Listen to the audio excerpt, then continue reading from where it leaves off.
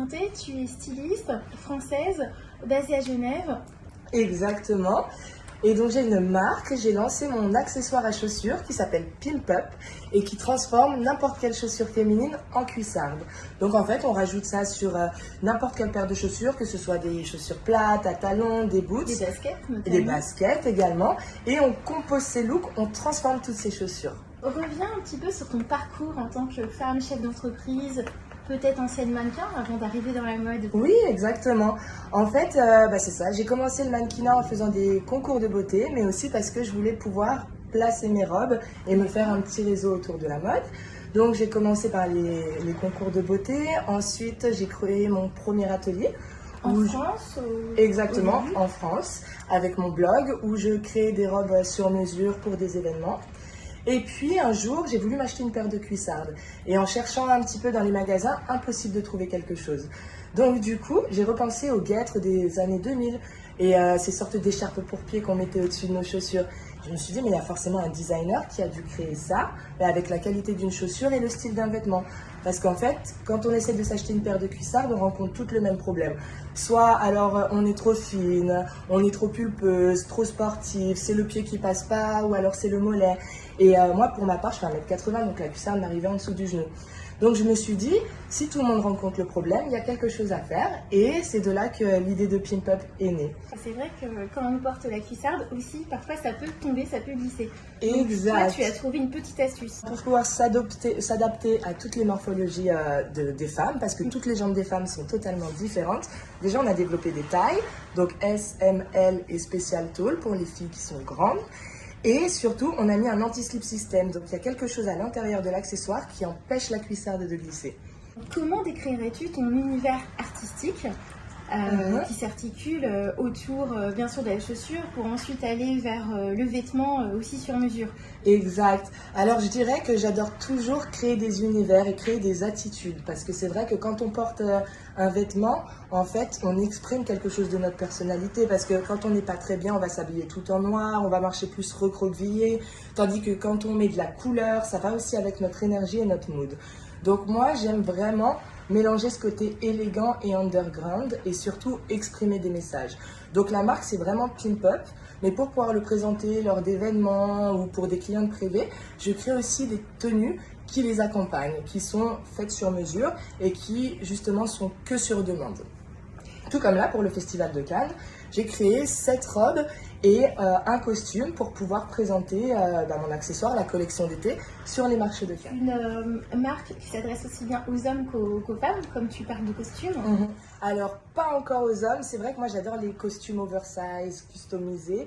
Donc, c'est plus... Le style boyish, on le voit souvent sur le red carpet en ce moment. Exactement. Donc, c'est plus une attitude un peu, oui, underground, dark, mais très élégante. Et je trouve qu'une veste oversize, ça accompagne très, très bien les cuissardes. Et ça donne ce côté élégant sans jamais tomber dans la vulgarité. Exact. Parce que c'est aussi ça que j'essaye d'enlever avec Pimp Up, c'est qu'on peut être une femme, s'habiller comme on veut, sans être vulgaire, tout en étant élégante. On a cette mauvaise image de la cuissarde, qui est d'ailleurs ridicule, parce que pour moi, c'est un accessoire indispensable du dressing féminin.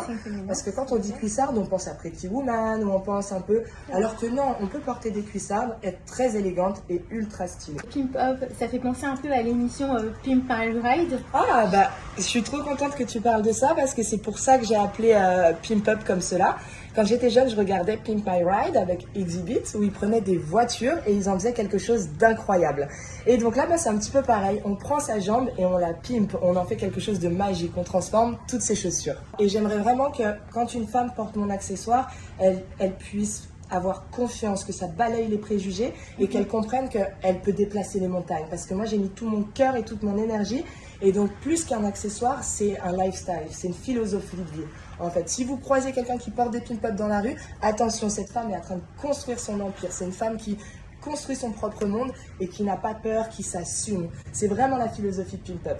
There is woman and Pimp Up woman. Candice, je rebondis parce que tu parles de conquête de monde, d'empire, ça nous parle en tant que businesswoman. Oh oui.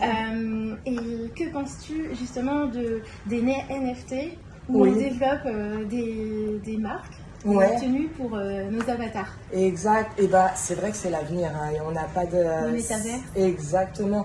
Et justement avec Pimp Up pour nos prochaines collections, on aimerait pouvoir, si on achète une paire de Pimp Up, l'avoir également en NFT, dans le métaverse, etc. Toutes les plus grandes marques s'y sont mis, comme même H&M, ils ont tous créé leur boutique en ligne dans le métaverse. Exactement. Donc c'est vraiment quelque chose on est en pleine réflexion dessus et qui est indispensable de nos jours, je pense, et où on va en faire une priorité pour notre prochaine collection. J'aimerais également pouvoir targeter des influenceurs et des célébrités qui puissent porter Pimp Up. Des journalistes, exactement. Par exemple. C'est ça, parce que je pense vraiment que oui, on peut aider les femmes et leur donner du confort, de la confiance et faire de grandes choses.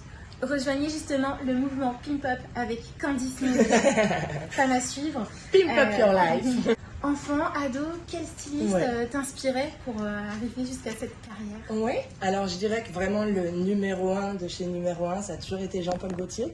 Parce qu'il a toujours eu des pièces iconiques, il a toujours mis en valeur et mélangé justement ce côté underground mais très élégant avec des bustiers ultra structurés. Donc ça a toujours été mon créateur, celui qui m'a inspiré. Oui, exactement. Vraiment le plus. Que Jean-Paul Gaultier a arrêté la mode et maintenant il organise un concours où une fois par année, il élit un designer pour revisiter la maison. Et donc pendant la dernière Fashion Week en janvier, je suis partie devant son défilé, on a improvisé un défilé sauvage pour essayer d'attirer son attention et pour lui faire un petit clin d'œil. Mais on n'y a pas encore réussi, mais bientôt, on va recommencer. Ce qui fait la différence, c'est la détermination et il faut provoquer sa chance. Il faut continuer, se battre et pour sûr ce sera pas facile. Mais ce sera passionnant. Et moi, j'adore me lever le matin et j'ai pas l'impression de travailler. Je me bats pour mes rêves, je fais tout ce qui me passe par la tête. Et je pense que c'est beaucoup plus facile que de se lever le matin et de faire quelque chose qu'on n'aime pas forcément. Raconte-nous un petit peu quelles difficultés as-tu rencontrées en tant que femme, chef d'entreprise dans le milieu de la mode? Quand on est une femme, c'est pas qu'on est moins prise au sérieux, mais avec le produit que je propose, il y avait cette petite chose où... Préjugés. Exactement. Par exemple, je suis passée devant un comité pour rechercher des fonds et où on m'a dit oui, mais votre produit pour vous c'est facile, vous êtes grande, vous êtes belle, mais des femmes qui ont des formes, comment elles vont le porter? Je leur ai dit mais c'est pas à vous de décider ce qu'une femme doit porter ou pas. Dans ce cas-là, on interdit les leggings parce que voilà, vous allez trouver que ça ne leur va pas. Enfin, c'est ridicule. Donc il y a eu beaucoup ce côté un peu préjugé. Ensuite, il y a aussi réussir à avoir de la visibilité quand on est une start-up et qu'on n'a pas de budget pub ou autre. C'est très compliqué de réussir à se faire voir, donc il faut multiplier les actions. Et puis après, c'est surtout les fonds, donc réussir à trouver des investisseurs. J'ai fait une première levée de fonds sur Kickstarter qui s'est assez bien passée. On a levé 30 000 euros. Oui, c'est quand même une petite pocket. C'est ça, ce qui nous a permis de produire la première collection et de continuer en fait à avancer. Et puis c'est vrai que quand on parlait de difficultés, on sort du Covid. Donc ça a été très compliqué parce que toutes mes productions ont été arrêtées. Il a fallu tenir le temps que tout ça passe. Et pendant 2 ans. C'est ça. Donc ça a été super dur. Vu qu'on est une start-up, on n'a pas des budgets énormes. Donc si une très grosse marque décide de copier le concept ou autre, ça pourrait un petit peu nous enterrer. Donc c'est pour ça qu'on redouble d'efforts, qu'on va dans tous les événements ultra fashion, comme le Festival de Cannes, les Fashion Week. On essaye de vraiment faire connaître au plus grand nombre la marque.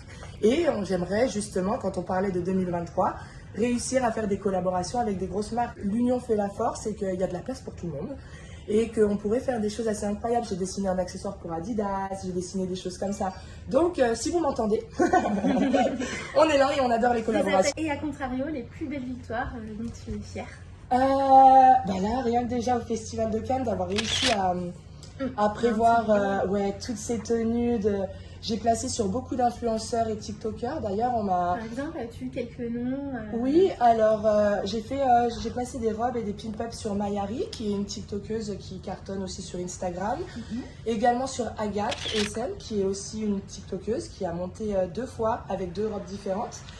Et voilà, donc déjà, je dirais que ça, c'est une grande victoire. Et puis d'avoir ma plus belle victoire, c'est quand j'ai reçu la première fois mes produits. D'avoir réussi de A à Z, parce que la grande difficulté de Pimp Up, c'est que personne ne savait les produire et les tailles n'existaient pas. Par exemple, les ateliers de bottes ou autres, ils me disaient on ne peut pas fabriquer parce que nous, on commence par la chaussure, donc ça ne va pas.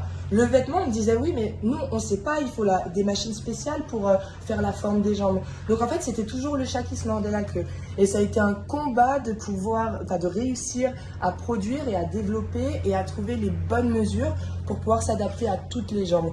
Donc quand la collection est enfin sortie, quand j'ai touché mes premiers prototypes finaux, oh là là, c'est quelque chose, c'est mon bébé moi, c'est vraiment mon bébé.